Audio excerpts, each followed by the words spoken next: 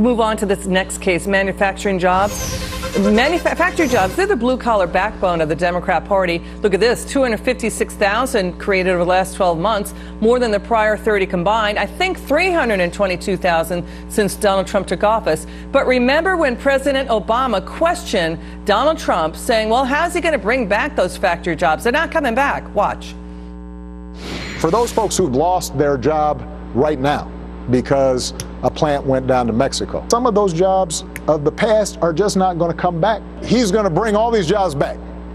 Well, how exactly are you going to do that? What are you going to do? I'm going to negotiate a better deal. Well, how exactly are you going to negotiate that? What magic wand do you have? Ben, your reaction? But the magic wand is optimism. Business runs on optimism. Optimism is the heartbeat of the economy, and I think everybody in the hiring end of the business world is optimistic now that the government is not going to stomp on their oxygen hose and is not going to do anything tricky or difficult to stamp them down, keep them down. And that means everything. Optimism is everything in the economy.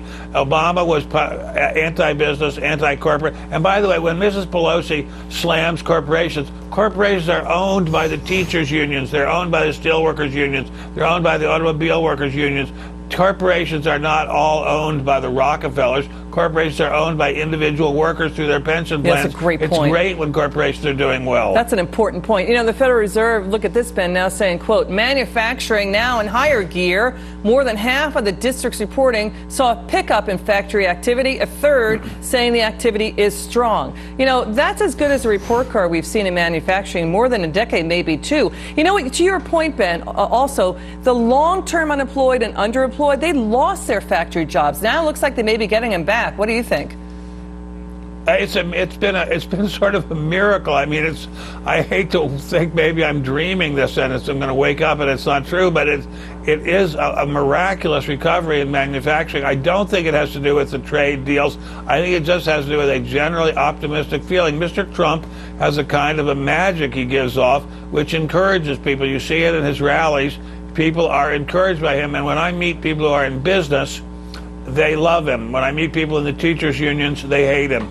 But by the way, you said a moment ago the manufacturing people are the basis of the Democrat Party. That used to be. Now it's the teachers' union. That's interesting. And you know, Ben, I think all of this is going on even before the tax cuts are fully in effect.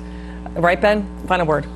It's absolutely true. Yeah, and as I say, there is something about him that just makes people feel better. Not in the teachers' union, not in the big studios of the mainstream media, but out there in America where people hire people, he makes people feel better. Great to see you, Ben Stein. We love having you on. Come back.